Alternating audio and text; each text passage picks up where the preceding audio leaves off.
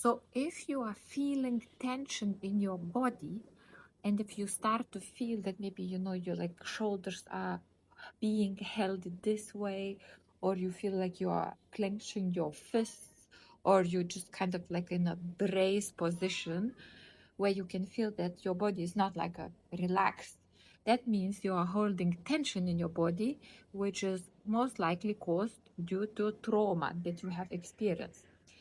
So how to release it? So apart from the emotional integration sessions where you start from the memory and you go back, you re-experience or you process the stress that you have experienced back then and you could not make sense out of it, there is another way of doing it, which is a more physical way. And also you can do it not necessarily by going to see somatic therapist. You can do it every day. For example, you go to a massage session and you make it conscious experience of releasing stress.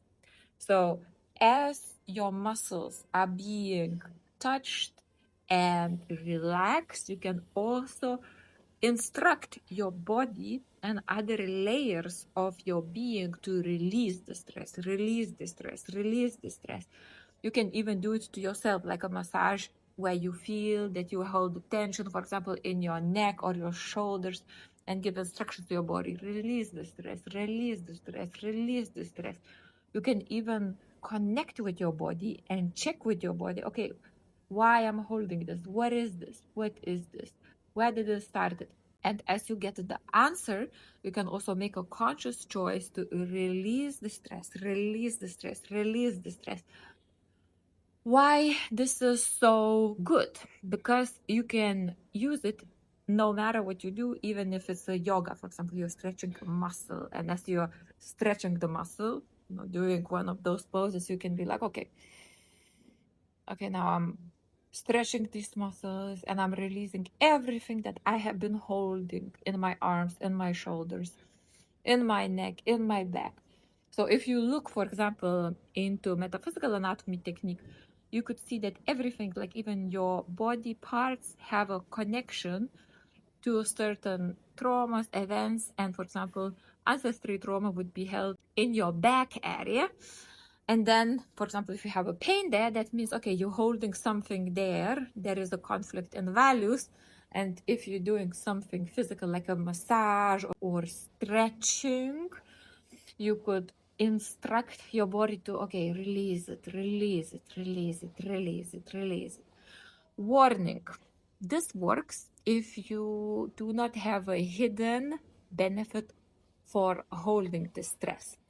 So there is sometimes a hidden benefit of holding your stress and holding the trauma and making sure that your body does not forget the trauma, which is usually to protect yourself, that it would not happen to you again. It doesn't really benefit you to hold it anyways, because you have a memory what happened to you, and it usually, like you would think that, okay, if I remember this, then I will not let this happen to me again.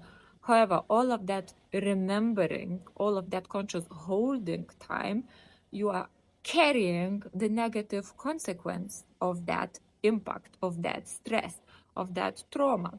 So all the time that you're living by carrying memory in your body suffers.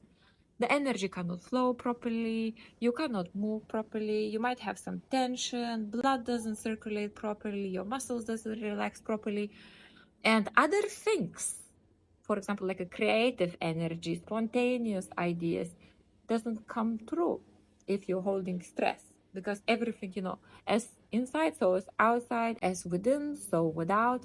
So anything that you hold inside will be reflected outside, and so on. So there are a number of techniques that you can use, but one of the hacks, for example, if you don't always feel like going into your memories, you don't feel like, okay, I don't really want to go through something, like a mental. And sometimes some traumas, they are not so much intellectual or logical or even cerebral.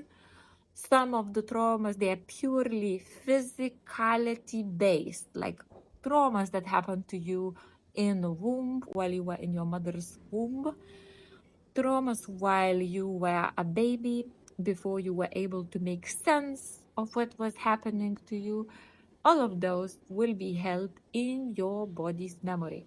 So if you have anything like that, even if you do, say, sessions or emotional integration sessions, you might still not really fully understand why you cannot release it, because what you're receiving doesn't really make sense.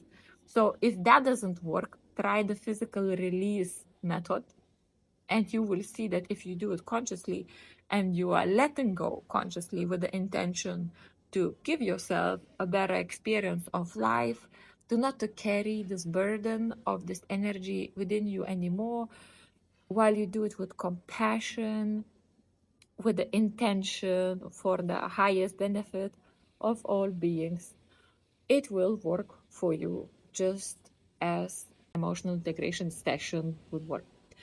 So I am emotional well-being practitioner, trauma integration specialist, holistic womb healing specialist, female coach, and I am saying this. So why am I saying this? I'm saying this because there is no such a thing that one size fits all or one shoe fits all. And sometimes, to do the release or to do more release, or even to get from the point where you are stuck to point where you unstuck, you need to try a different ways of doing it. And it's not always just one method. It's most likely, it's the same as with healing. If you're taking a holistic approach and you are also on a good diet, and then you are also have a hygiene of your thoughts, of your energy, the results probably going to be much better than just you using one of the things. So that's why I just wanted to come back to the point that we are living in this physical body.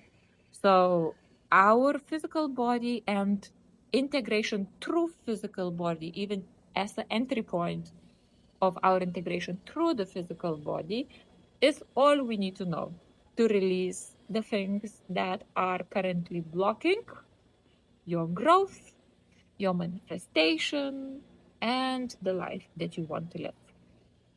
So my name is Ruta, and I will see you next time. Bye bye.